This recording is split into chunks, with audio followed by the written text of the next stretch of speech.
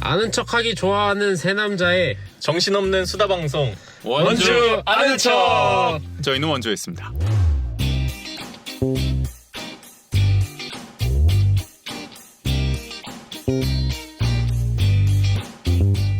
안녕하세요. 원주 아는 척 조국인 전재입니다. 반갑습니다. 네. 네, 우재씨. 네. 요즘 원주시 정부 네. 이토록 뭐 이렇게 화제가 되는 적 있나요? 그리고 굉장히 신속하다. 네네. 신속 행정을 굉장히 잘 하고 있다. 근데 요즘에 이 정부가 하는 거를 보면은 뭐랄까요? 좀 이렇게 제가 대학에 다니던 시절이 떠오른다. 왜죠? 제가 저 악산 밑에 S대를 다녔는데 아하. 이거 원주의 자랑 아니겠습니까? 그러네요. 악산 밑에 S대네요. 네. 그곳에 이제 다닐 때 제가 딱 다닐 때 이제 비리재단이 이제 복귀를 해가지고 그렇죠. 한창 이제 학내 분규가 아주 심할 때였어요. 난리도 아니었는데 그때 이제 비리재단 측에서 뭐 학생, 교수, 뭐 이제 교직원 막 동창들을 이제 포섭해가지고 온갖 막 관변 단체를 만들었어요. 굉장히 현수막도 많이 붙이고 이런 막 집회도 하고 학교 주변에서 그러면서 이게 여론이다. 이런 비리재단을 찬성하는 여론도 있다. 그러니까 뭐 자기들 말로는 이제 뭐 다양한 의견이 있다. 그리고 그렇죠. 지금 있는 재단이 이제 문제가 있고 자기들 재단이 이제 깨끗하다 뭐 이렇게 얘기를 하겠죠. 어쨌든 지금 이런 여론을 이제 조성하는 모습들이 아주 새록새록 기억에 남아요. 요즘 원주시 정부를 보면은. 그래서 사실 이렇게 하다 보니까 제가 학교 다닐 때도 누가 보더라도 지금 비리재단이 들어오고 있는 상황인데 관변단체를 만들어서 저렇게 하니까 또 일부 좀 별 사안에 깊게 관심이 없던 학생들은 또 이렇게 왜 이렇게 시끄럽냐 왜 자꾸 싸우냐 이러면서 약간 이제 피로감을 좀 느끼게 되지 않겠습니까? 그러다 보면은 뭔가 이렇게 좀 양비론을 하게 되는 거죠. 너네도 둘 다 그만 좀 싸워라. 너 각자 이게 좀 양보하고 약간 이렇게 되는 거예요. 뭘 양보해야 될지 모르겠지만 비리재단에게 뭐 그런 상황이 벌어집니다. 그러면 이제 아예 관심을 끄는 경우도 있고 그러다가 아니면 진짜 그냥 학교를 자퇴하거나 떠나버리는 이 학교 못 다니겠다 이러면서 막 엑소더스가 일어나기도 하고 막 아주 별 일이 다 일어났는데 요즘 원주시 정부가 하는 모습도 약간 그것과 좀 닮아있지 않나라는 생각이 들어서 학교에 대한 추억이 좀 떠올랐는데 국인 씨도 학교 다닐 때 좀 그런 일들이 있지 않았나요?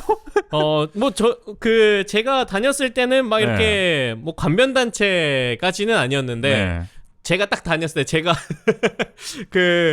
학생회장을 할 때 딱 그때가 이제 재단에서 설립자 동상을 좀 건립하려고 추진을 했었어요. 문제가 있는 설립자 분이신가요? 네, 약간 네네. 뭐 이게 논란이 좀 있어요. 그러니까 재단 측에서는 뭐 적극적인 그런 친일 행위 그러니까 한 건 아니다. 왜냐면 그거는 뭐 그 당시에 기억을 하는 사람은 어쩔 수 없이 조금 한 측면이 있다. 근데 뭐 학생들 입장이나 그렇게 봤을 때는 아니다. 이건 적극적인 뭐 친일 행위다. 근데 동원이나 이런 것들도 적극적으로 막 어필하기도 하고 그래서 어쨌든 그런 논란이 있는 그 설립자의 동상을 이제 학교에 짓겠다.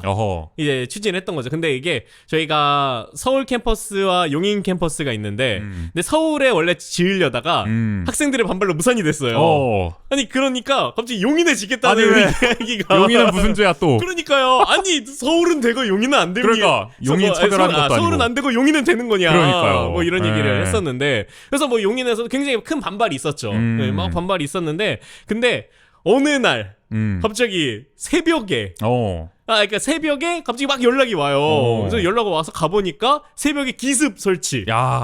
그래서 야심한 밤을 떠서 학생초에 막 가서 항의를 했죠. 이거 어떻게 된 거냐. 아니 이게 말이 되는 일이냐. 아무리 그래도 그렇지 학생을 얼마나 우습게 봤으면 이러냐. 근데 뭐 학생처 측에서는 재단 쪽에서 갑자기 그렇게 한 거라 우리도 몰랐다. 뭐 이렇게 답변을 받곤 했는데 그러니까 뭐 그런 것부터 시작해가지고 이제 제가 막 학생회장 이제 끝나고 그때는 이제 뭐 성적 평가와 관련된 내용들로 뭐 절대평가, 상대평가 이런 것 때문에 이제 뭐 SBS 전국 보도에도 막 나오기도 해가지고 그게 또 논란이 되기도 하고 뭐 이런 여러 가지 사안들로 뭐 학교 생활이라는 게 뭐 쉽지만 않죠. 그렇게 말씀을 듣고 보니까 그쪽은 또 이제 기습 이런 걸 좀 잘하는군요. 이제 저희도 저번에 전해드렸지만은 이 아카데미 극장이나 뭐 이런 걸 할 때도 원주시 행정이 굉장히 신속하고 기습적이다 이런 측면이 있고 앞으로도 약간 이렇게 기습적으로 뭔가 일을 벌이지 않을까 우려되는 측면도 그리고 있는데 그리고 그때 논리가 약간 진짜 비슷하네요. 학교의 땅이 재단 소유인데 그건 재단 소유의 땅에 그 뭐 설립자 동상을 세우 세우는 게 그러니까 무슨 문제가 있느냐. 학교의 주인은 재단인데 뭔 상관이야 네. 이런 느낌. 우리가 뭐 새벽에 설치하든 아니면 뭐 낮에 설치하든 그렇지. 그건 학교의 땅의 주인이기 때문에 그건 뭐가 문제될 일이 있겠냐. 물론 그런 뭐 여러 가지 논란이 있는 건 알기 때문에 그에 대한 정보를 뭐 우리가 기재하는 거는 뭐 막을 수 없다. 뭐 이렇게 말을 하긴 했지만 네, 그런 걸 보면서 참 그렇죠. 비슷한 맥락이 있네요, 진짜. 언어들이 네. 이제 비슷하다. 네. 그래서 사실 지금 원주시 정부의 어떤 행정도 이 결을 좀 비슷하게 따라가지 않을까. 아. 약간 예측되는 측면도 있다. 네네. 좀 돌아가는 상황을 보면 약간 그런 측면이 있어서 오늘 뭐 원주통신에서도 얘기 나누겠습니다만은 좀 그런 기시감이 느껴지는 요즘 저희의 시국이다. 옛 경험들을 네, 한번 풀어볼 수 있을 것 같아요. 다시금 오늘. 떠올리게 하는. 그래서 네. 이렇게 경험에서 배운다는 말이 음. 있듯이 그런 것들을 통해서 우리가 앞으로 어떻게 해야 될지 좀 더 구체적으로 고민해봐야 되지 않을까. 그렇죠. 네, 라는 생각을 하면서 오늘 저희 원주 아는 척 64회 1부 원주통신과 대신 전해드립니다. 한번 들어가 보도록 하겠습니다. 좋습니다.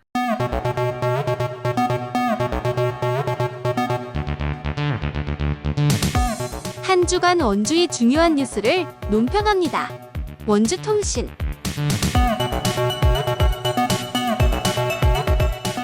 우재씨, 그러면 첫 번째 소식은 어떤 소식인가요? 네, 이 원광수 시장의 핵심 공약.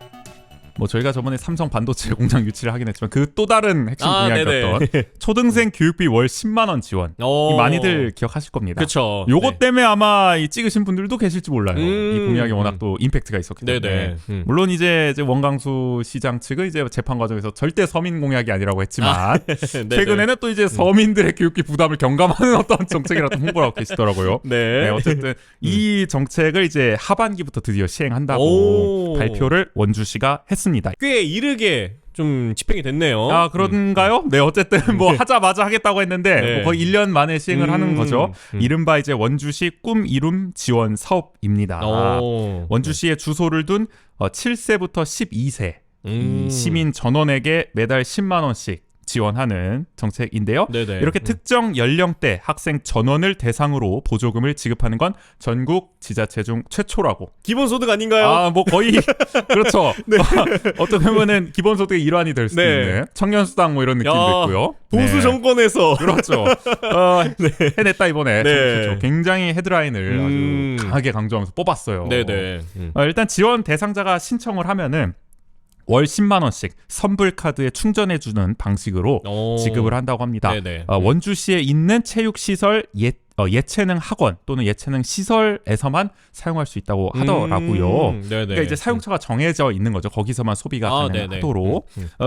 그래서 이제 대상자는 2월 말 기준으로 2만 115명이라고 합니다. 원주에서. 그래서 예산은 올 하반기만 따지면 121억 원. 내년에는 232억 원이 이제 투입할 예정이다. 이게 이제 원주시가 자체로 쓸 수 있는 예산의 3%에 해당하는 그래도 꽤 큰 예산을 들여서 하는 정책이다. 확실히 이게 금액이 10만 원이지만 이 대상자가 워낙 많기 때문에 이렇게 예산 범위 이렇게 단위가 좀 커진 게 아닐까. 그리고 그렇죠. 또 뭐 12세 이제 한정 짓는 게 아니라 7세부터 12세까지 이렇게 돼 있다 보니까. 그렇죠. 사실 그 경기도에서 옛날에 그 이재명 그 지금은 민주당 대표가 성남시장하고 경기도 도지사 할 때 했던 이 청년 기본수당. 저도 경기도 살 때 그 공문을 받았는데 그때는 이제 만 24세인가 그럴 거예요. 딱 그 24세만 주는 거거든요. 맞아요. 네, 저는 못 받았어요. 그때 딱 전입 신고를 해가지고 어쨌든. 그러니까 약간 고민하셨잖아요. 그때 그래가지고 어쨌든 요렇게 딱 한 연령대와 한 연령에만 고정했는데 이건 연령대가 되는 거죠. 어떻게 보면 7세부터 12세 말씀처럼 그렇기 때문에 아마 예산이 좀 드는 이게 측면이 있다. 7세부터 12세면 만 나이로 계산하니까 초등학생, 딱 초등학생 그렇죠. 대상으로 한 게 아닐까. 이렇게 보시면 될 것 같고 원래는 사실 이게 학원비 경감천에서 공약이 된 정책이었죠. 선거 과정에서 특히 그랬고.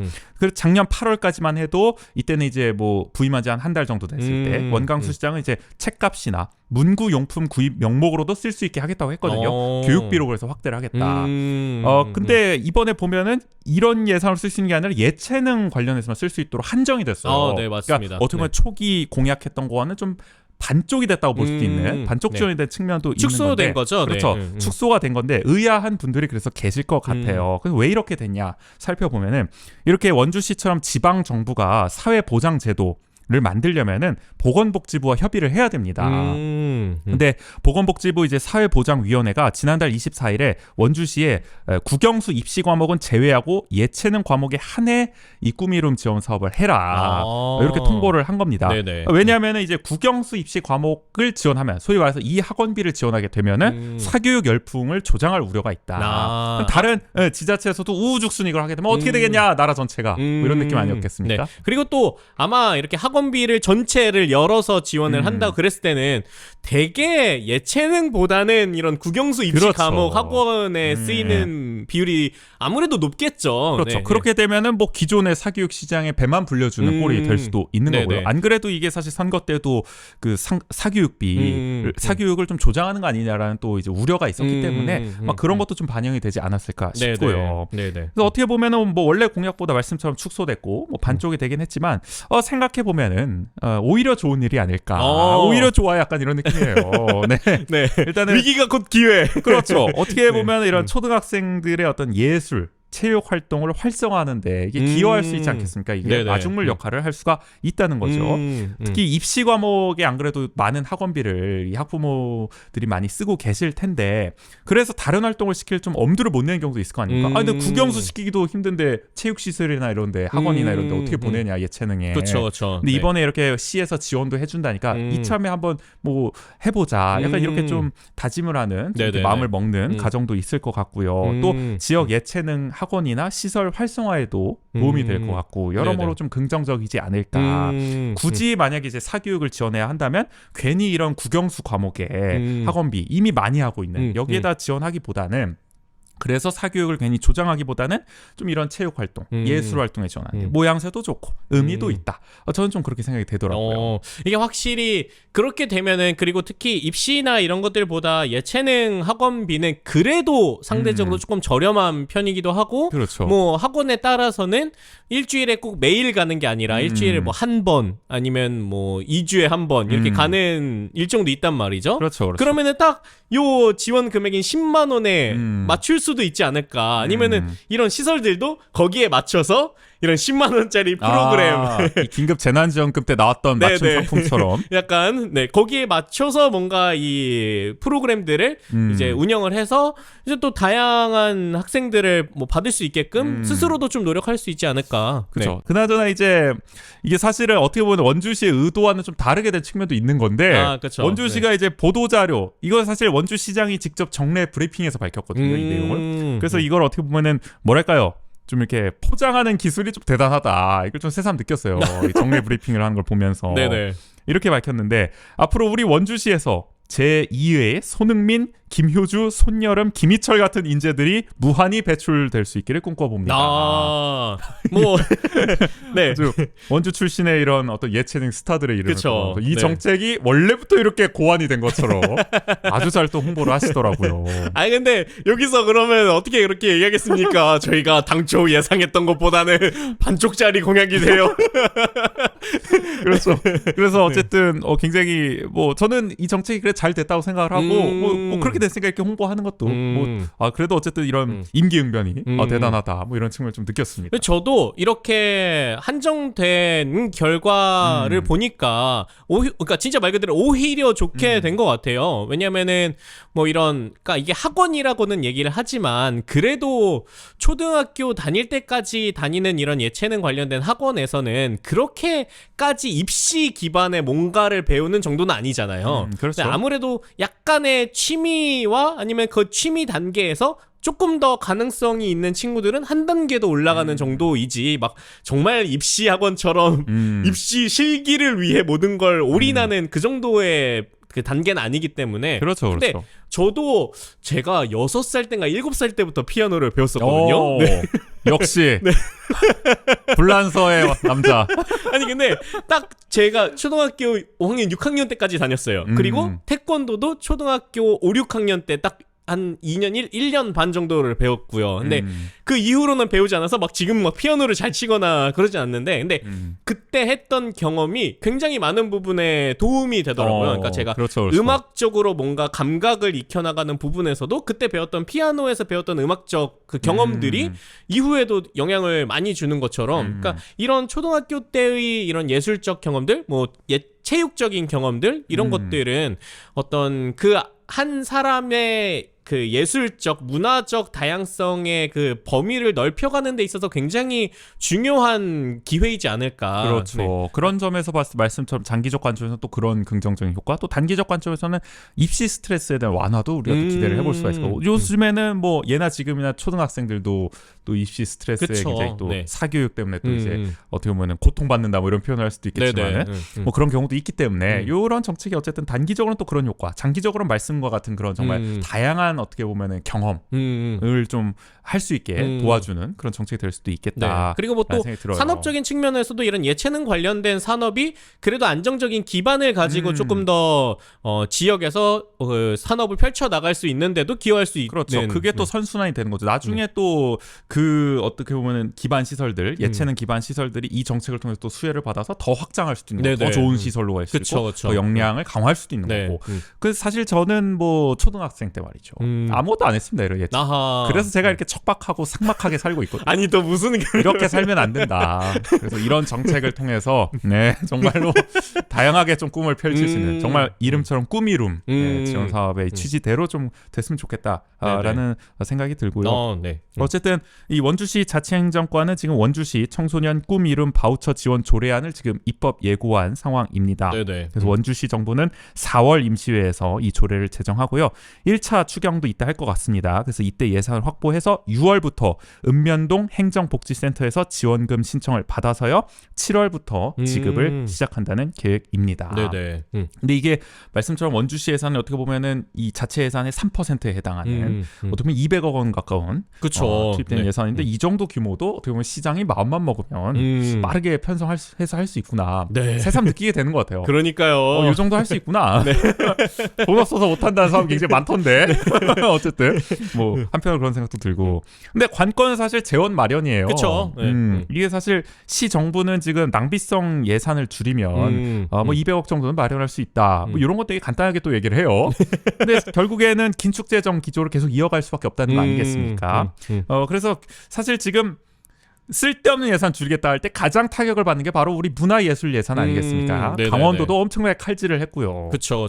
그래서 역설적으로 예체능을 지원하겠다면서 하고 있는 이 꿈 이룸 지원 사업 때문에 기존의 어떤 문화예술 예산이 칼질을 당하지 않을까. 그래서 저는 그런 좀 우려가 되긴 하는데 그런 일이 부디 벌어지지 않기를 좀 바라고요. 네, 약간 뭐 저희가 그때 예산안 살펴보면서도 얘기를 하긴 했지만, 그러니까 기존의 어떤 마련돼 있는 예산에서 이제 운용 가능한 뭔가 수정 가능한 예산이라는 게 되게 문화 쪽이 가장 손대기 쉬워하는 것 같아요. 그렇죠. 요거는 뭐 일자리가 그렇게 좌우된다고 생각하지 않나 봐요. 그러니까 문화라는 것이 어떤 부가적인 무엇인가? 그렇죠. 아니면은 뭐 배 부르고 뭔가 삶의 질을 그냥 더해주는 정도다라고 인식하는 경우가 뭐 이건 뭐 행정뿐만이 아니라 우리의 전반적인 인식에서 그런 것들이 좀 깔려 있다 보니까 뭐 코로나 때도 마찬가지죠. 코로나 상황 터지면서 코로나 긴급재난금 예산을 마련해야 되기 때문에 뭐 때마침 뭐 문화행사들이 다 뭐 이렇게 중단되거나 취소됐기는 했지만 그렇죠. 가장 먼저 예산이 변경되거나 아니면 축소되거나 했던 게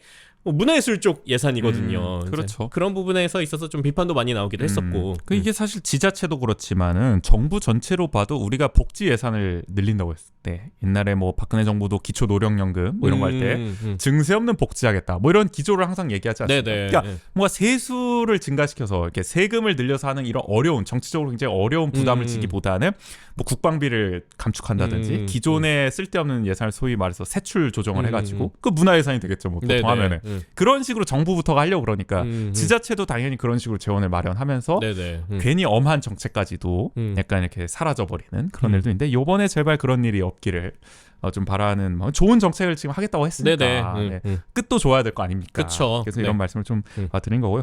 사실 또 내년 재원에는 이제 고향사랑 기부금 재원도 활용한다고 하는데 이게 사실 뭐 얼마나 될까? 물론 뭐 소중한 돈이지만은 네. 200억의 예산 규모를 감안하면은 상당히 네. 좀 이게 좀 쉽지 않다. 네. 굉장히 많은 기부가 필요할 것 같다. 저희도 뭐 네. 지난 방송에서 그렇죠. 한번 그 얘기를 했었죠. 네. 물론 이 재원엔 저도 조금 보태긴 했다. 그렇죠. 이 말씀을 좀 생색을 좀 드리고 싶고요. 혹시 어떻게 보면은 네. 한 원주의 한 친구를 지금 그렇죠. 교육비를 아니, 그런 한 달치를 맥락으로 말아요. 네. 어쨌든 책임지신 거예요. 그래요. 어쨌든 원강수 시장님도 좀 알아주셨으면 좋겠다. 제가 이렇게 또 보탰다는 것을.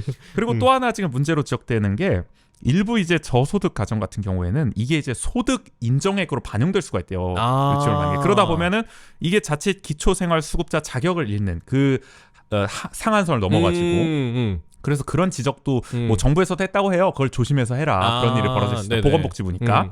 그래서 시 정부는 일단 대안을 마련하겠다고 했는데 뭐 요것도 앞으로 좀 모니터링을 좀 꼼꼼히 해야 되지 않을까. 괜히 좀 손해를 보는 분들이 좀 나타나지 않도록. 그 오히려 그 10만 원이라는 게 굉장히 그 기준선에서는 굉장히 민감한 금액일 그렇죠. 수도 있거든요. 네. 그렇기 때문에 뭐 때에 따라서는 이게 신청해서 선불 카드를 받는 거다 보니까 뭐 그 정도 좀 애매한 그 기준선에 있는 분들은 오히려 그러면은 차라리 그 10만 원 더해서 이 다른 지원을 못 받는 것보다 차라리 그 10만 원을 포기하겠다. 그렇죠. 그러면은 원래 취지를 더 살리지 못하는 그렇죠. 이제 그게 돼버리니까 같은 원주 시민인데 이런 이유로 못 받는다 하면 이게 말이 안 되는 거죠. 네네. 그래서 이런 것도 좀 꼼꼼하게 원주시가 좀 살펴봤으면 좋겠고요. 네. 하여간 우리 이제 뭐 학부모라든지 또 초등학생 당사자 또 입장에서는 아주 환영할 만한 정책이다. 근데 한편으로는 당사자들이 환영할 만한 정책일지는 학원이 괜히 하나 더 늘어나는 그런 느낌도 있죠. 네. 그런데도 네. 뭐 다른 입시 학원보다는 그래도 예체능 학원이다 보니까 생각해보니까 제가 어릴 때 태권도장을 잠깐 다녔거든요. 네네. 그래도 그때는 행복했어요.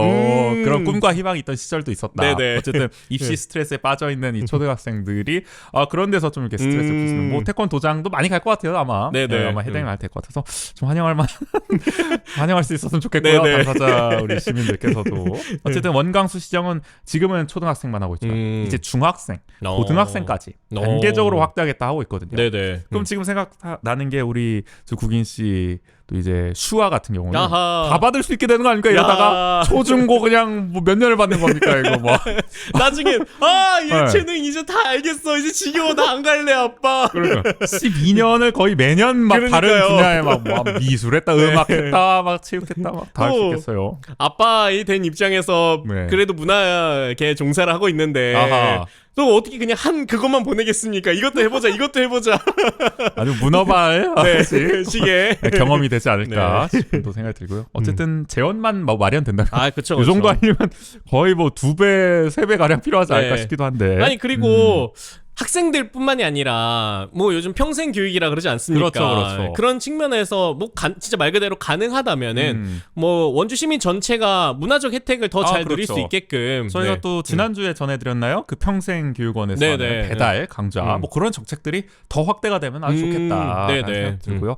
그러니까 이런 정책들 교육 분야에서 또 이런 게 확대돼가지고 우리 원주시가 정말 대한민국 최고 뭐 넘어서서 이제 북유럽급의 복지 도시를 향해서 가야 된다. 저는 그렇게 생각을 이제 하거든요. 북유럽 갈 필요 없다. 네. 원주의 사례를 보면 되지 않겠냐. 그렇죠. 네. 이 정책이 그 초석이 됐으면 좋겠다. 네. 라는 또 뇌절망상으로 한번 마무리를 해보도록 네. 하겠습니다.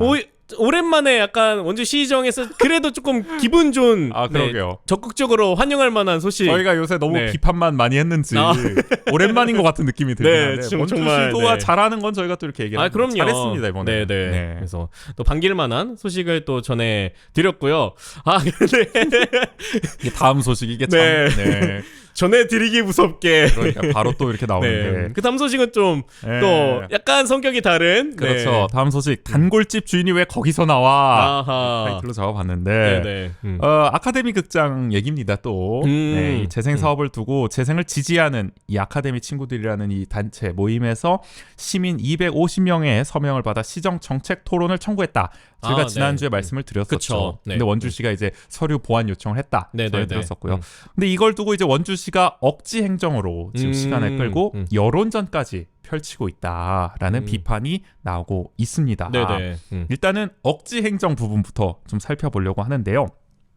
우리의 민족 정론 원주 MBC가 민족 정론까지 갔나요 이제? 민족 정론 저희가 인용도 많이 합니다만 굉장히 또 좋은 보도를 많이 하고 있죠. 9일에 보도한 내용을 보면요. 시정 정책 토론 청구 서명에 원주시가 이제 주민등록번호와 등록 기준지, 이 등록 기준지 주소는 이제 본적지를 말한 거예요. 본적. 네네. 이 주소까지 적으라고 했다는 거잖아요. 근데 이런 원주시의 요구는 이 법령을 고려할 때 또 다른 지역 사례를 고려할 때 좀 지나치다라는 지적이 나온다는 거죠.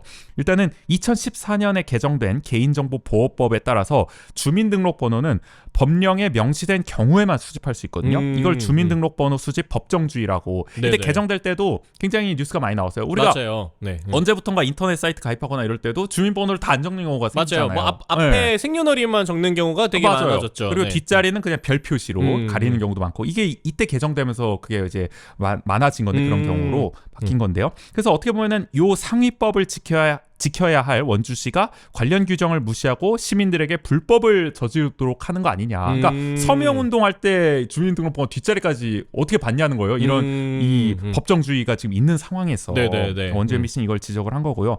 특히나 이제 다른 지역인 대구광역시 같은 경우에도 성명, 주소, 생년월일만 적힌 서명부로 지난 2월에 제2대구의료원 설립 관련 정책 토론회를 개최했거든요. 또 전남 광양시 같은 경우에도 주민등록번호가 아닌 생년월일만 기재해도 이 정책 토론 청구가 가능하도록 지금 돼 있습니다.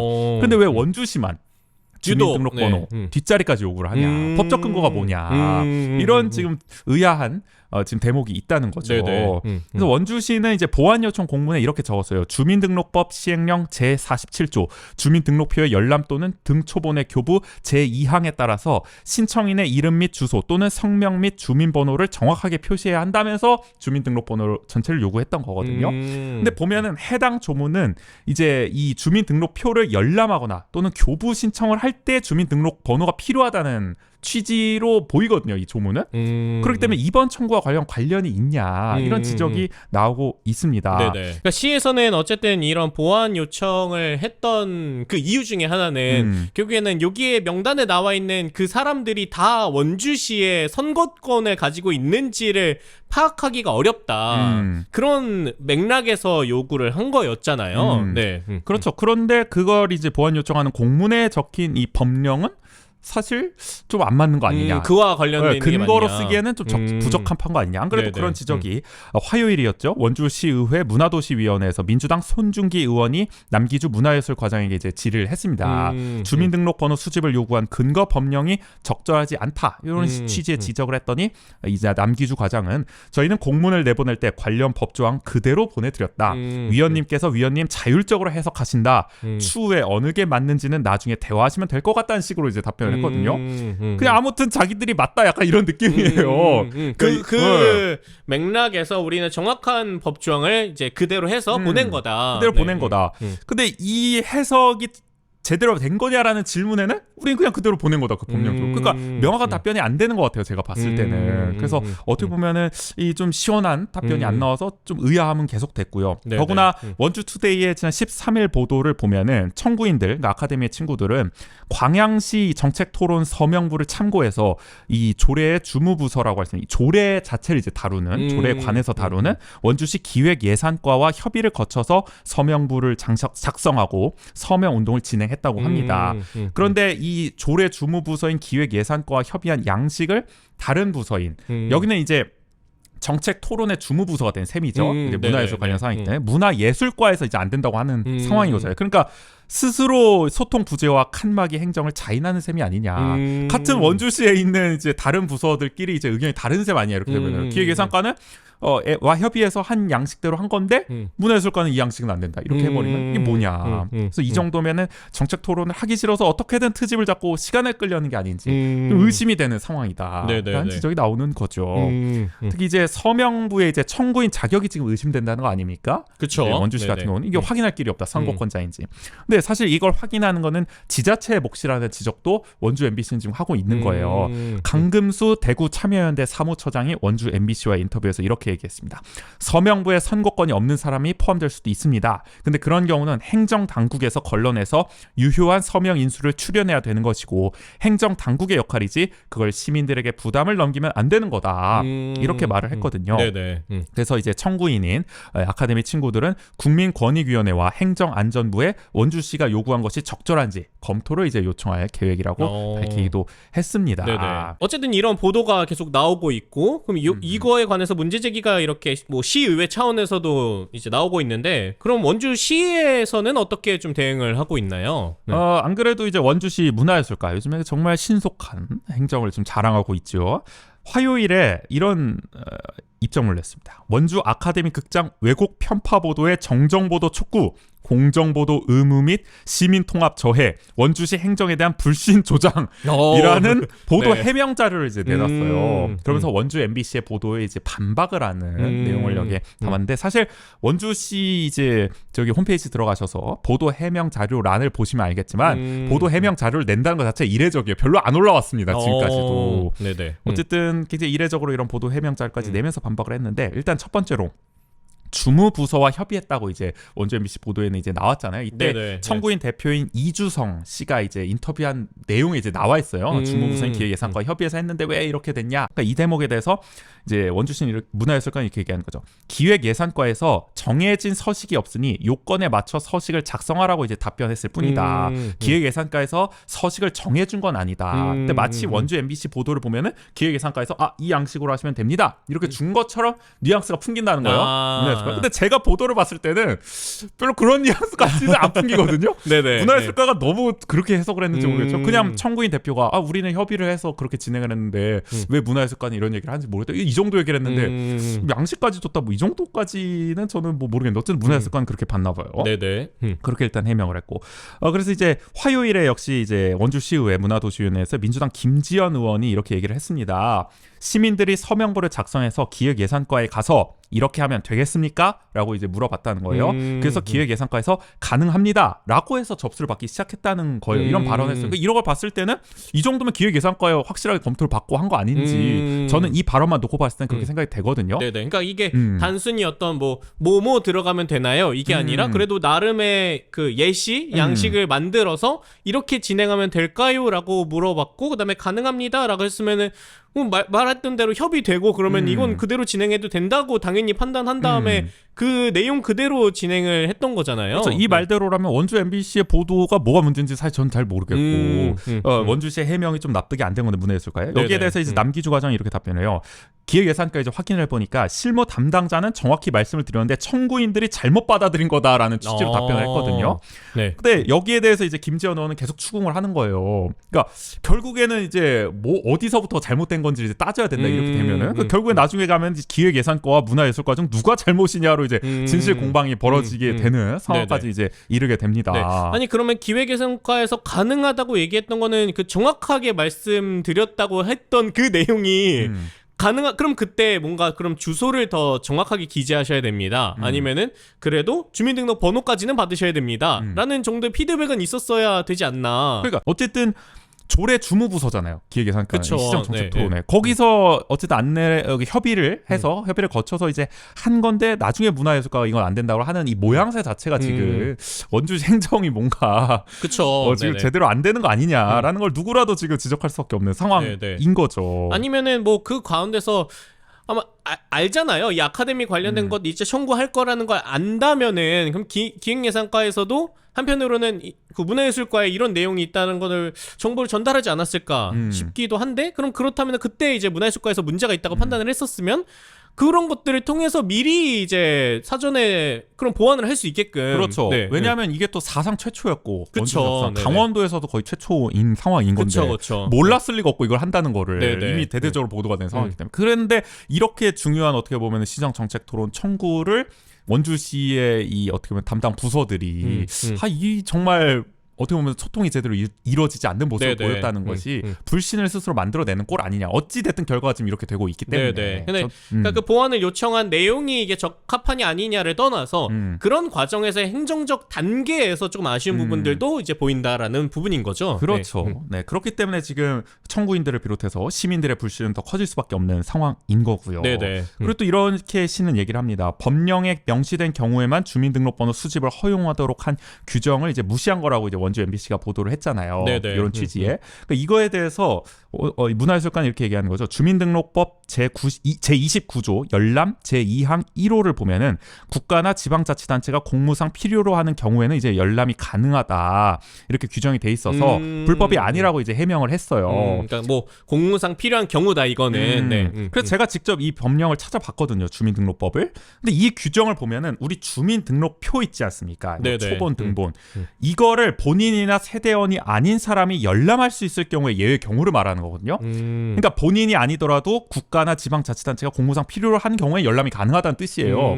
그래서 저는 이게 과연 이 서명할 때 주민등록번호 수집하는 거와 연관이 있는 법령인가 역시 의문이 드는 거예요. 적절한 과연 근거 법령을 제시하고 있는 건가 지금 원주시가. 사실 무슨 상관인지를 잘 모르겠어요. 저는 이 법령을 읽어도 그런 생각이 들더라고요. 자, 그리고 또 이렇게 얘기를 하죠. 대구시 사례는 이제 전체 주소가 기재돼 있다. 대구시에는. 근데 이번에 원주가 한 거는 아카데미 친구들이 한 서명부에는 읍면동까지만 이제 기재하도록 돼 있거든요. 그렇기 때문에 이번 사례와는 다르다. 그러니까 대구는 전체 주소가 기재돼 있으니까 선거권자를 확인할 수가 있었다는 거예요. 아, 그렇기 때문에 굳이 뭐 주민등록번호 뒷자리까지 필요 안 했던 거다. 네, 이렇게도 뭐 보는 게 아닐까 시는. 그러면은 이 원주시의 이 답변대로라면은 그럼 전체 주소를 쓰면 주민등록번호 뒷자리는 또 필요 없는 셈이 되는 거 아닙니까? 대구시 사례를 또 인용을 했으니까 원주시에서. 그래서 안 그래도 이제 화요일에 또 역시 시의회 문도위에서 민주당 손준기 의원이 남기주 문화예술과장에게 이런 질의를 했습니다. 근데 모르겠어요.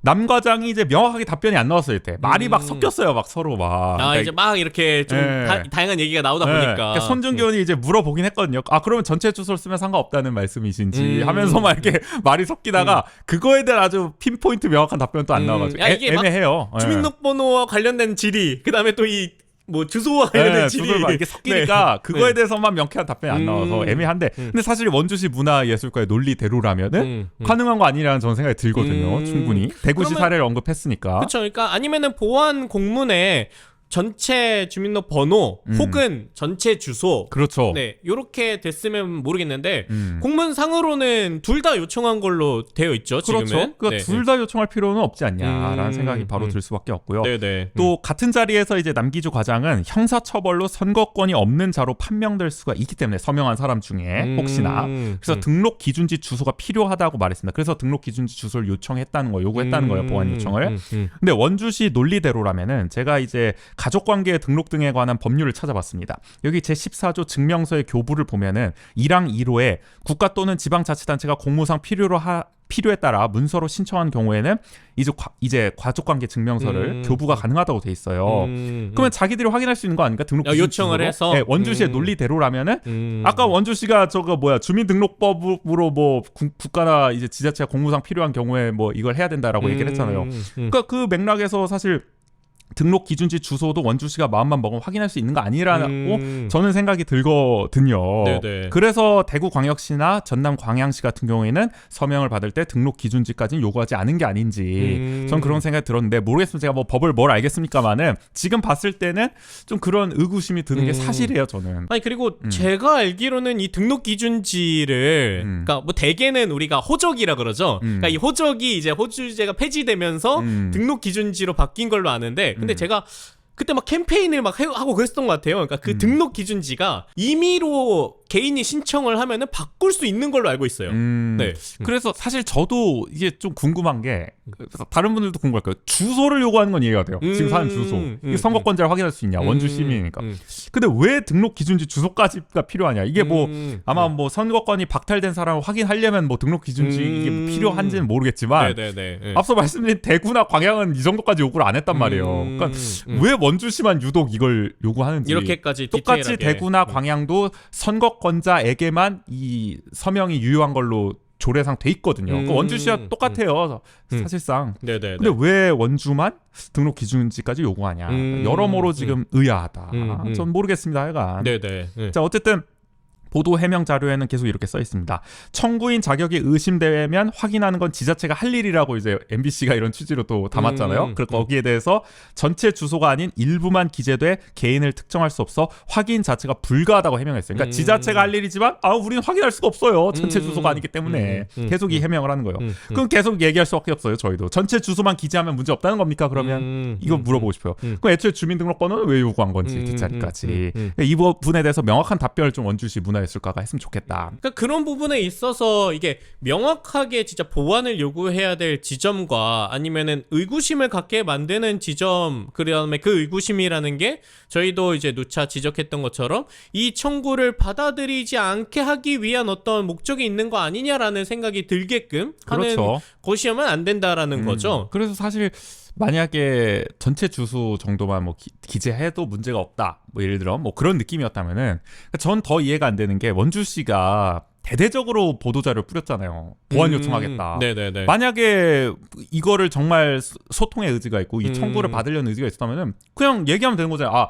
오늘 접수를 했는데 요런 문제가 있습니다. 이걸 보완해서 오시면 될 것 같습니다. 이렇게 얘기를 하면 되는 건데 보도자료를 막 대대적으로 뿌려가지고 서명부에 문제가 있어서 보완 요청을 하겠습니다. 신속하게 당일에 보도자를 배포했다는 것 자체가 이게 무슨 의도냐 도대체. 정말 자기들은 무슨 이게 보완 요청을 한 게 뭐 소통을 안 하겠다 이런 게 아니라 좀 뭐 이런 문제들이 있어서 요걸 한 겁니다라고 얘기를 하지만 그럼 뭘 이렇게 대내적으로 막 떠벌리냐 이거를 막 보완 요청을 막 해야 된다. 뭐 마치 서명이 잘못된 것처럼 되게 그렇게 인식될 여지가 있도록. 그러니까 저는 이 의도 자체가 굉장히 지금 좀 부정적인 의도가 있는 게 아니냐라는 의심이 들어요. 하여간. 그리고 그러니까 이건 이 아카데미 사안을 떠나서 씨가 말씀하셨던 것처럼 시정 정책 청구, 그러니까 토론 청구라는 그 우리에게 어떻게 보면 명문화로만 되어 있던 조례를 실제로 활용한 하나의 주민 참여의 그 하나의 예시잖아요. 그 경험이잖아요. 그러면은 저는 이건 진짜 이 사안의 어떤 찬반이나 이런 것들을 떠나서 한번 잘 활용해 보면 좋았지 않았을까라는 아쉬움이 더 있는 거죠. 그래서 그렇죠. 자, 이런 가운데 최근에는 또 아카데미 극장 철거를 주장하는 시민들의 목소리가 좀 자주 들립니다. 아마 갑자기 약간 언론 보도에도 좀 많이 접하셨을 거예요. 어느 순간 갑자기 많이 들리기 시작합니다. 지난 이제 8일에는 아카데미 극장 앞에서 이런 뭐 소위 상인회 뭐 이런 쪽에서 기자회견을 열기도 했었죠. 막 철거를 해야 된다 뭐 이런 식으로. 이름도 처음 들어보는 단체들이 막 주도를 하고 있더라고요. 그래서 대다수 지역 언론은 이를 이제 그대로 받았어서 아카데미 극장 보존을 두고 찬반 양론이 팽팽하다 이런 식으로 또 보도를 하고 있습니다. 그런데 이제 원주 MBC의 이제 9일 보도에서 재밌는 사실이 하나 밝혀졌는데요. 철거 지지 성명을 발표한 범자유시민연대 연합이라는 단체가 있었습니다. 여기 대표분이 나와서 인터뷰도 하셨어요. 그날 이제 TV 뉴스에. 근데 이분이 실은 원강수 시장이 취임 이후 6개월간 법인카드로 가장 자주 방문해서 가장 많은 1,128만 원을 결제한 단골 식당의 주인이라는 거죠. 그래서 단골집 주인이 왜 거기서 나오냐. 굉장히 재밌는 상황이 벌어졌다. 아주 공교롭게 말이죠. 그렇죠. 이거 다 우연의 일치일까요? 그래서 어떻게 보면 이 철거 여론을 관변단체가 좀 주도하고 있는 게 아니냐 이런 좀 의심을 뒷받침하는 좀 결정적인 대목을 원주 MBC가 보도를 했다. 저희가 올해 첫 방송이었던 55회 1부에서도 이제 얘기를 나눴었지만 원주 MBC가 이제 작년 말에 강원도 기초단체장과 의장단의 업무 추진비 내역을 분석해서 업무 추진비가 쌈짓돈으로 활용되는 현실을 비판하고 또 한편으로 식비를 가장 많이 쓴 단체장이 원강수 시장임을 이제 지적한 바가 있었죠. 그래서 저희가 시장님 뭘 그렇게 드십니까? 뭐 이런 얘기를 하기도 했었죠. 뭐 추석 연휴뿐만이 아니라 그렇죠. 아주 불철주야. 토요일, 일요일 계속 업무 이제 추진비를 이제 활용하셔가지고 저희가 시장님 제발 쉬십시오 이렇게 그렇죠. 좀 말씀을 드리기도 했었죠. 그래서 어떻게 보면 MBC도 이런 보도로 데이터를 쌓아뒀기 때문에 이번에 단골 식당 주인임을 좀 금세 밝힐 수 있지 않았을까 그 사람이. 그래서 역시 민족 정론이다. 뭐 이런 얘기를 한번 하고 싶고요. 참고로 이제 최근에 이제 세금 바르게 쓰기 실천 행동 본부라는 뭐 이런 단체가 있습니다. 저희도 언론 보도를 통해서 알게 되었죠. 여기가 이제 뭐 원주 투데이에도 이제 대표분이 뭐 철거해야 된다. 극장 뭐 이런 기고도 하시고 현수막도 많이 붙여놓으시더라고요. 막 네네. 원주 MBC 무슨 뭐 편파보도 중단해라 뭐 이런 식의 여기 이제 대표를 맡고 계신 분이 찾아보니까 작년 원광수 시장직 인수위원회 자문위원으로 또 활동하셨던 분이시더라고요. 네네. 또 이제 원주투데이 13일자에 이런 칼럼을 기고한 분이 계세요. 칼럼 내용의 한 대목을 인용하면은 건물을 지탱하는 철근과 벽돌이 다 사가 흉물이 되어 10년 이상을 사용하지도 않던 극장을 전 소유자가 불과 5년 전 24억에 매입한 것을 퇴임 직전 32억 원에 선뜻 사주고 떠나 그 후에 시민들은 보존이냐 폐쇄냐를 논쟁해야만 하는 현실을 보며 경악을 금하지 않을 수 없다. 면서 극장 보존의 부정적 뜻을 나타낸 분이 계십니다. 이거는 원주투데이 13일자 오피니언란을 보시면 누군지 아실 수 있을 텐데 이분 역시도 이 인수위 자문위원 출신이다. 어떻게 보면은 이 원광수 시장의 어떤 측근들이 좀 이런 철거 여론을 좀 주도하는 거 아니냐. 좀 그런 의심이 들더라고요. 또 인수위의 대표적인 뭐 의견 중에 하나였기 때문에. 아 그렇죠. 인수위가 이 재검토 결정을 해서 또 논란이 됐던 거 아닙니까? 아카데미 극장 이 사업이. 근데 그 자문위원 출신들이 또 이렇게 언론 기고라든지 또 이런 시위라든지 이런 걸 통해서 어떻게 보면 철거 여론을 좀 이렇게 조성하는 듯한 느낌. 좀 의아하다. 근데 수상하다. 이런 것들이 계속 지속해서 쭉 왔던 게 아니라 한두 달? 그럴까요? 적어도 이제 한 달 사이에 뭐 갑자기 다른 지역 언론 아니면은 뭐 중앙 언론들을 통해서 철거 지지 성명을 발표하거나 이런 모습들을 봤을 때 왜 갑자기 이제 와서 이 철거의 흐름이 시에서 조금 계속 제기되니까 그러니까 거기에 발맞춰서 이런 게 나오는 게 아닌가라는 의심을 받게 되는 거죠. 그렇죠. 네. 그다음에 이제 관료도 좀 이제 마찬가지다. 어떻게 보면 여론전을 좀 하고 있는 거 아니냐 이런 의심이 드는 게 이 서류 보완 요청 공문을 보냈죠. 이 서명에 대해서 문화예술가가. 네네. 근데 이 문화예술가가 이제 아카데미 극장과 관련해서 이제 문서를 하나 이제 주변 상인들에게 배포하고 또 설명을 했었는데 이 문서를 보면은 3가지 안이 이제 나와 있습니다. 1안은 극장을 전체 보존하는 거. 2안은 전면부를 보존하고 뒷부분을 철거하는 거. 네. 이 새로운 안인데 이거 어떻게 보면 자 3안은 철거하고 편의시설로 활용하는 거. 뭐 이 편의시설에는 우리가 익히 듣고 있는 주차장 뭐 이런 것도 포함이 돼 있을 거고요. 이렇게 3가지 안에 장단점을 설명한 문서를 했는데 보면은 사실 1안에는 장점이 별로 안 적혀 있어요. 제가 봤을 때 솔직히 말해서. 그렇죠. 네네. 1안에 그 뭐 효과, 기대 효과 이런 걸 보면은 뭐 영화나 뭐 그런 관련 소수의 인원만 혜택을 누릴 수 있음. 그러니까. 그리고 3안의 밑에는 원주 모든 시민이 혜택을 누릴 수 있다. 그러니까 그런 식으로 이게 공정하게 장단점을 서술하지 않은 것 같은 누가 보더라고요. 네네네네. 게다가 결정적으로 3안 이 철거 안에다가 빨간색 테두리를 쳤다는 거예요. 강조인 거 아니까 누가 봐도 노골적으로 강조. 이거는 문화예술가가 사실상 철거 여론을 지금 조성하고 있는 거 아니냐. 상인들을 만나가지고 이런 노골적인 자료를 배포했다는 거는 그러니까 이미 철거라는 결론을 내리고 원주시가 답정너식으로 지금 행정하고 있다. 네네. 그러니까 어떤 건 방증이다. 기존에 이제 얘기했던 것처럼 수기 과정을 통해서 이제 충분한 의견을 들어서 결정을 하겠다. 이런 거라기보단 이미 답은 정해져 있고 근데 이런 이야기를 듣는 듯한 뭐 모습들만 하겠다. 그렇죠. 라는 것을 보여주는 게 아닌가. 그러니까 원주시 문화예술가는 특히 맨날 그렇게 얘기해요. 그러니까 이게 자기들을 오해하고 있다. 그리고 좀 이게 공정하지 않고 편파적으로 보고 있다. 자기들의 행동을. 계속 왜 해석을 그렇게 하냐 이러는데 자기들이 이렇게 오해를 하게 만들고 있는 거예요. 지금. 네. 해석을 그렇게밖에 할 수 없게 만들고 있는 거고 자기들이 그렇게 행정을 하고 있으면서 왜 오해하지 말라는 식으로 하고 무슨 뭐 편파적으로 해석을 하고 있다는 식으로 얘기를 하고 그러니까 말이 안 말 된다는 그대로 거죠. 뭐 그런 철거의 의견을 가진 시민들이 있을 수 있죠. 그러니까 그게 뭐 관면단체든 아니든 떠나서 그러니까 그런 의견을 가진 시민들이 있을 수 있어요. 충분히. 근데 그 의견들이 뭐 나온다는 것까지는 뭐 우리가 그걸 말리거나 뭐 왜 반대해 뭐 이럴 순 없잖아요. 그 개인의 의견이니까. 근데 시에서 철거를 하겠습니다. 이렇게 우린 어떻게 해서는 철거를 하겠습니다. 이렇게 발표한 게 아니잖아요. 사실. 그러니까 아직 결정된 게 없다. 백지에서 다시 검토하겠다. 그리고 수기 과정을 통해서 결정하겠다.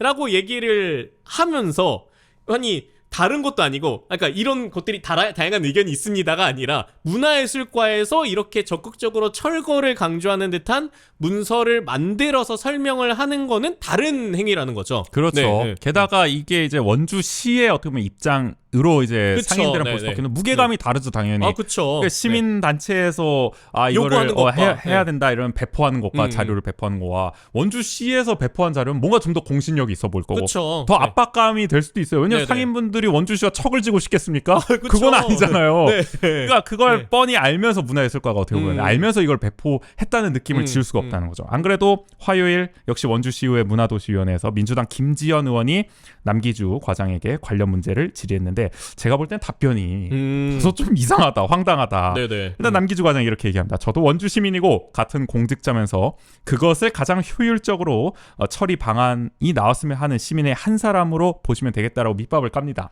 나도 공직자지만 또 원주 시민의 한 사람이라서 이게 효율적으로 해결됐으면 좋겠다는 마음이 있다. 그러면서 실무 담당 입장에서 그런 부분도 시민들한테 어필을 해서 그게 반응이 어떤지 그분들의 의견이 어떤지 이것도 듣고 싶은 생각이었다고 말했습니다. 그래서 김지현 의원이 그럼 사실상 철거안을 어필하려는 거였냐 이렇게 물어보니까 남 과장은 뭐 전체 보존안은 여태까지 일방적으로 보존위에서 아카데미 극장 이제 보존 추진위원회에서 많이 알렸기 때문에 상인들도 많이 아시더라. 근데 철거안은 전혀 몰라서 그런 안도 저희가 검토한 결과를 상인들에게 설명드린 거다. 그러면서 또 이런 얘기도 해요. 어떤 행정 정책을 하면 우리 원주시 행정이 시민들한테 이 안이 좋다고 말할 권한도 있는 거다. 그러면서 또 어떻게 세 가지 안을 똑같이 들고 판단하냐? 이렇게 답변합니다. 이 정도면은 시인한 거 아닙니까? 우린 철거해. 방점 뒀다. 아니 그쵸. 아니 이거는 그러니까 본인이 말씀하셨듯이 우리가 어떻게 하면 더 좋은 거라는 거를 시 안에서는 결정을 한 상황이다라는 것을 보여주는 게 아닌가. 네.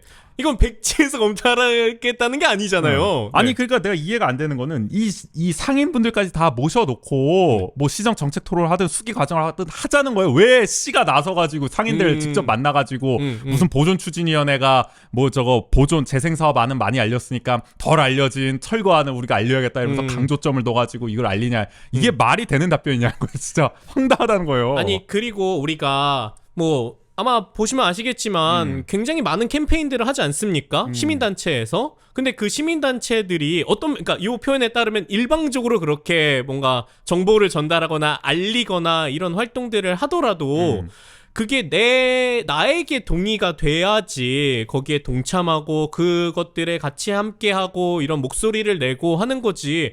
아무리 뭐 진짜 일방적으로 그렇게 막 얘기하고 다른 의견들이 들리지 않는다고 하더라도 어떤 면에서는 막 일방적으로 얘기를 했는데 내가 거기에 동하지 않으면 오히려 반발심이 생겨서 나 그거 안 할 거야. 난 그거 싫은데 이렇게 되는 거 아니겠습니까?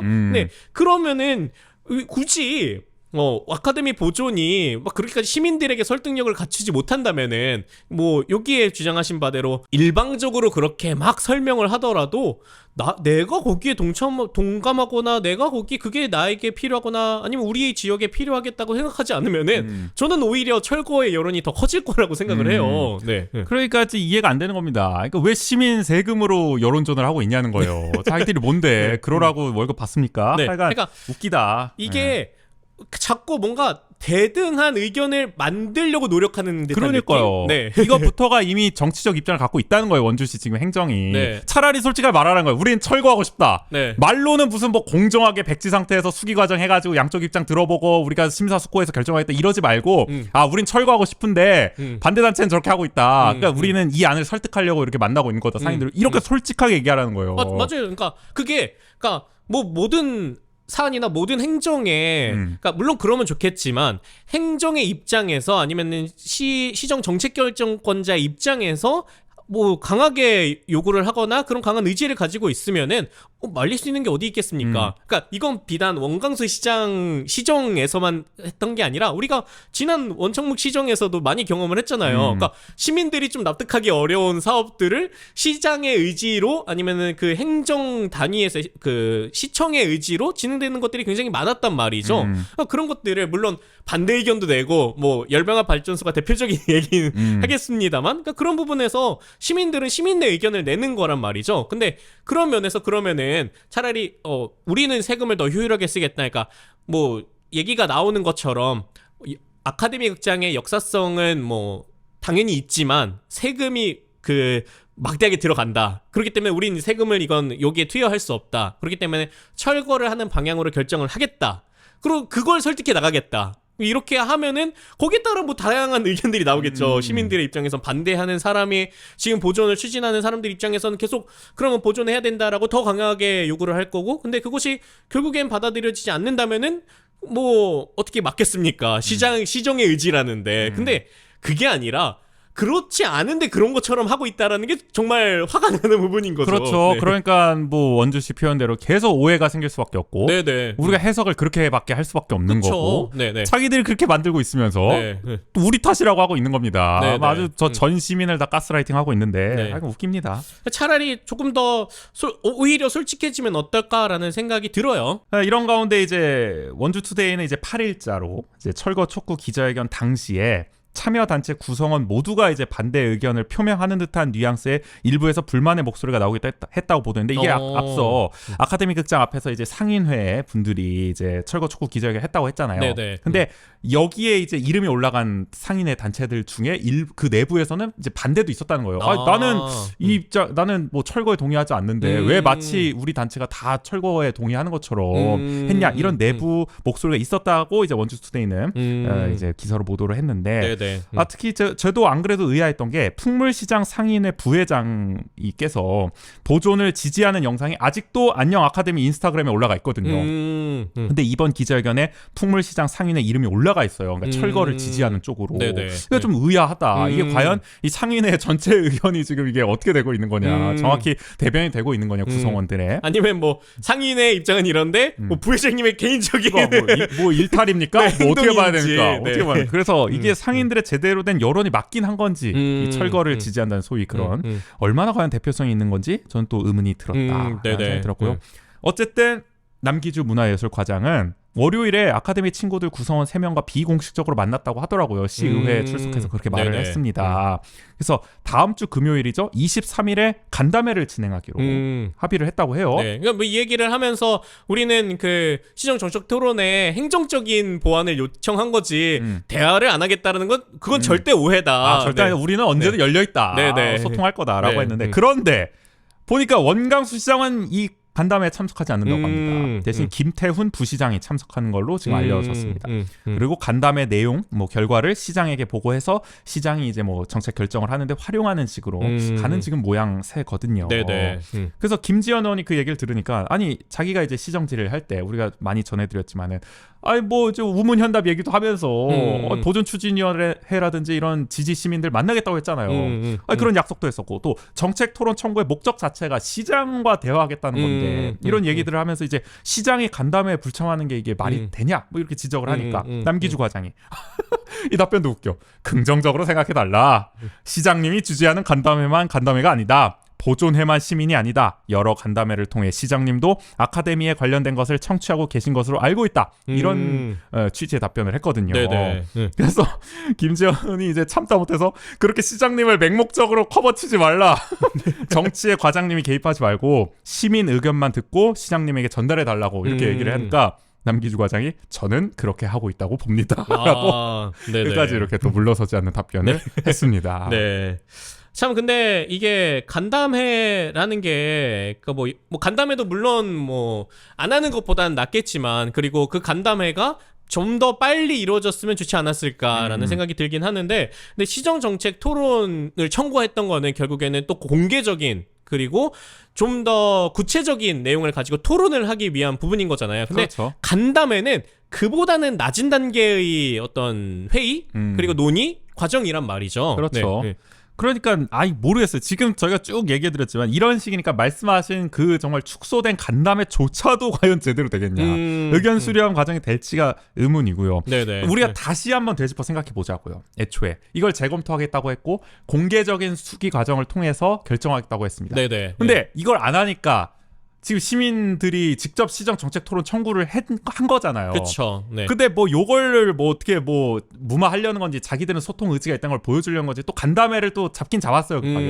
그러니까 이게 뭔가 계속 축소되는 느낌이 저는 들어요. 네. 처음에는 굉장히 많은 시민들이 참여할 수 있는 공개적인 뭐 이 수기 과정을 통해 결정할 것처럼 하다가 나중에 이걸 안 해서 시민단체가 자체적으로 한 것도 지금 못 받으려는 것처럼 얘기를 하니까 이게 간담회로 약간 또 축소가 돼서 네네. 마치 이걸 통해서 이제 결정할 것만 같은. 그쵸. 그러니까 점점 축소가 되고 있는 거예요. 아니 그러면은 어떤 면에서는 이 아카데미를 보존하고자 하는 여러 뭐 보존 추진위원회도 있지만 또 새로운 움직임인 아카데미의 친구들 요 분들 세 분이 어떻게 보면 그 모든 짐을 떠안는 격이 될 수도 있는 거잖아요. 아니 그런 것들을 시민들이 원하겠습니까? 네. 근데 그게 아니라 좀 더 구체적인 논의를 할 수 있는 정책 토론이나 아니면 다양한 수기 과정을 원하는 건데 그러니까 왜 자꾸 그러는지 좀 의아합니다. 그렇죠. 네. 그러니까 간담회를 한다고 하고 또 마음이 열려 있다고 하고 언제든 소통할 수 있다고 하지만 별로 믿음은 안 갑니다. 사실 이런 일련의 행보 때문에. 어쨌든 우리 원강수 시장님 지금 연일 소통 행보를 강조하고 계시죠. 막 시장실도 개방해서 막 우리 어린이들도 뭐 초대를 해가지고 말이죠. 막 사진도 많이 찍으셨습니다. 보도자료도 많이 배포하고. 그런데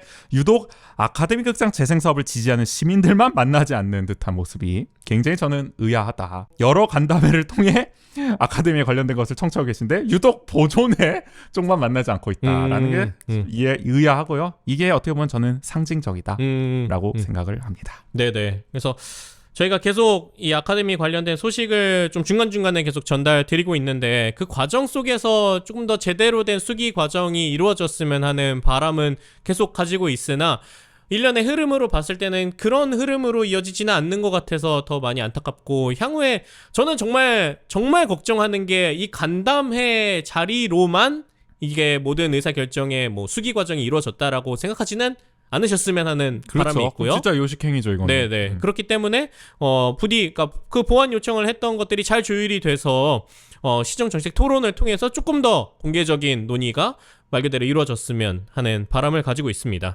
마지막 원주통신으로 좀 넘어가 보죠. 네. 마지막 소식은 어떤 소식인가요? 마지막은 이제 다시 야자가 부활한다고 합니다. 아 그런가요? 근데 야자가 없어졌었나요? 야자가 뭐 없어졌었나 봐요. 사실 그래요? 저도 고등학교를 안 다닌 지가 그쵸. 너무 오래돼가지고 아니 뭐 말이 나온 김에 구기 씨는 야자를 하셨었잖아요. 그럼요. 그 시절에는 그 시절에 언젠가요? 베이징 올림픽 때 뭐 이런 느낌 아닙니까? 딱 맞아요. 그래요? 제가 2008년에 고3이었습니다. 저는 런던 올림픽 때였는데 이게 참 저희의 딱 그 학창 그 차이가 느껴지는데. 그렇죠. 근데 뭐 야자에 좀 추억이 있으세요? 야자엔 추억이 진짜 많죠. 왜냐면 3년 내리하신 거죠? 그쵸. 왜냐면은 뭐 저 때는 그 비평준화였고 그러다 보니까 제가 원고를 나왔는데 원고이다 보니까 더 그런 게 있었으니까 야자는 필수였어요. 1학년 때부터. 거기는 또 역사와 전통 있는 학교니까.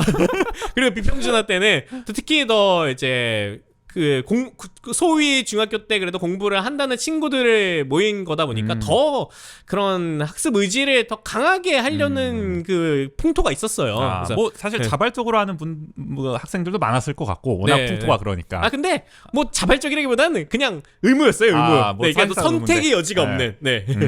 굉장히 특별한 뭐 예체능 입시를 하는 친구들이 아니면은 뭐 이제 빠지는 건 상상할 수가 없는. 거의 그러니까 뭐 우리가 흔히 뭐 농담처럼 우스갯소리로 얘기했던 뭐 야간 자율학습이지만 그 자율은 뭐 정말 그쵸. 그냥 뭐 야간 학습 그냥 뭐 그런 느낌인데 뭐 사실 저는 그 경기도 그때 이제 항상 진보 교육감이 당선이 돼가지고 1학년 때까지 야자하다가 2학년 때 이제 선택으로 바뀌어서 그래요? 전 냅다 주랭랑을 쳤고요.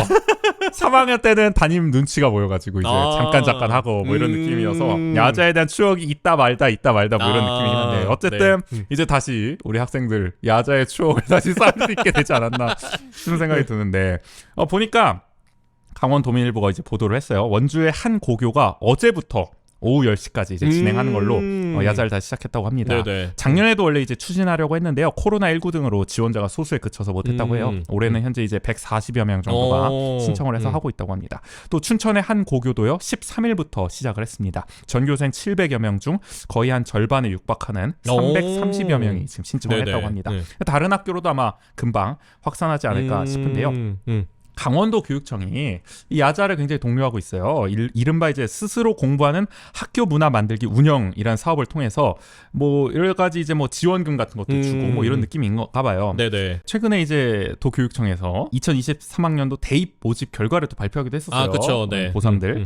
그래서 도내 학생들이 수시에서 이제 수능 최저 등급을 충족하지 못해서 이제 불합격했다는 게 이걸 통해서 좀 알려졌나 봐요. 그래서 야자가 필요하다는 여론에 이제 또 힘이 실렸다. 공부해야 된다.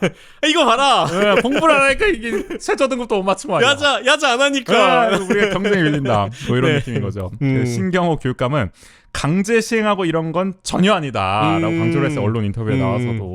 근데 사실 제가 봤을 때는 강원도 교육청이 지금 약간 분위기를 지금 강원도 학생들 공부 못한다 약간 이렇게 계속 아니면 잡아가고 뭐 있어요. 공부 안 한다. 네, 안 한다 못한다 이렇게 네. 잡아가고 있는 상황에서 과연 일선 학교의 학생들 교사도 그렇고 과연 자율이 될 수 있을 것이냐 정말 저는 좀 의아함은 있어요. 저 때도 참 말은 자율이었는데 말이죠. 네. 뭐 어쨌든 뭐 그런 느낌. 그러니까 이게 그럴 수도 있는 거예요. 그러니까 학생이 스스로 과연 이거 결정할 수 있겠냐는 거예요. 그러니까 학교에서 강제로 안 하라고 해도 예를 들어 부모님이라든지 이런 사람들이 이 여론이 지금 강원도 학생들 뭐 공부 못한다 뭐 안 한다 이런 얘기 나오니까 또 해야 된다 약간 이렇게 또 강요하는 분위기가 될 뭐 수도 다른 있고. 건 안 하더라도 야자까지는 하고 와라. 그렇죠. 네네. 그러니까 학교가 강요 안 하더라도 사회 환경적으로 이걸 강요하는 분위기가 될 수도 있다. 네네. 그래서 최근에 이제 뭐 고용노동부도 말이죠. 주 최대 69시간 노동제를 우리 노동자 여러분들, MG 노동자들은 주체적이기 때문에 스스로 선택할 수 있을 거다라는 식으로 얘기를 하잖아요. 약간 그런 느낌.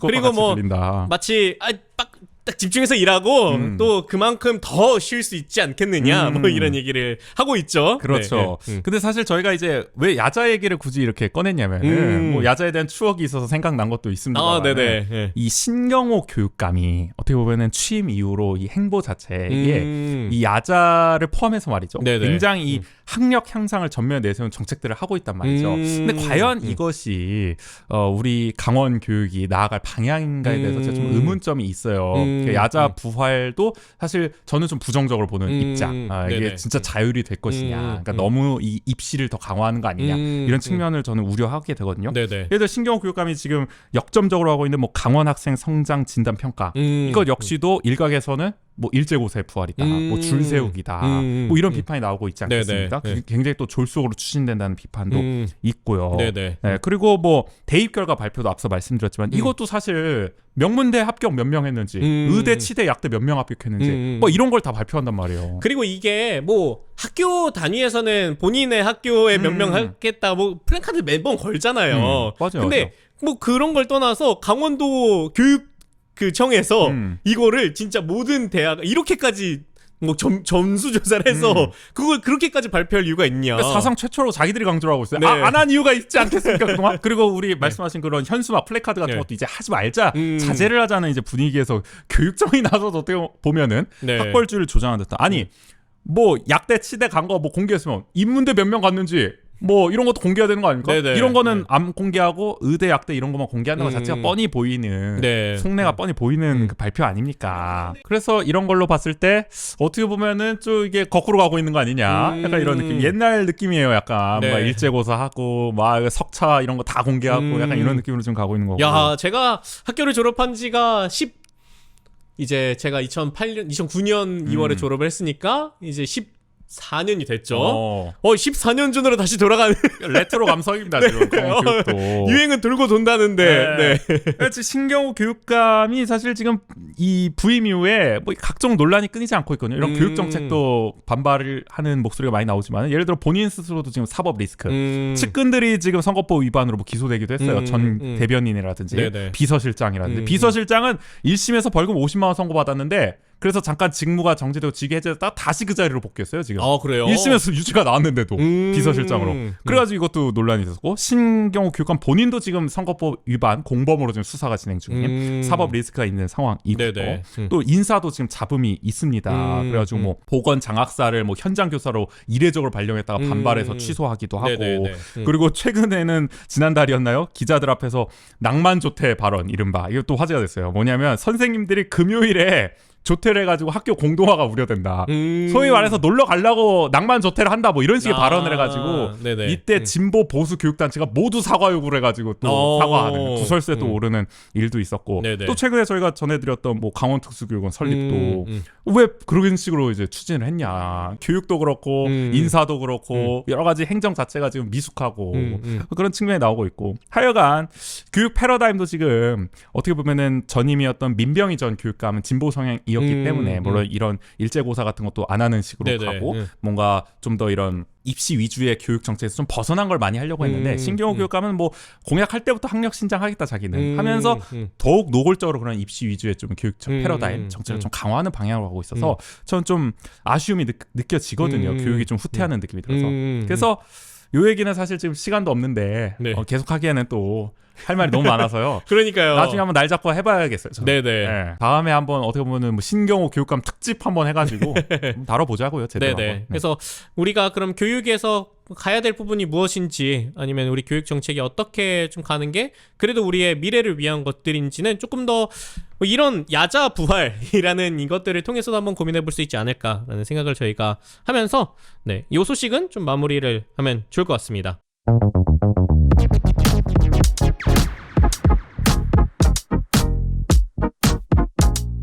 함께 알면 더 좋은 원주의 생활 정보 대신 전해드립니다.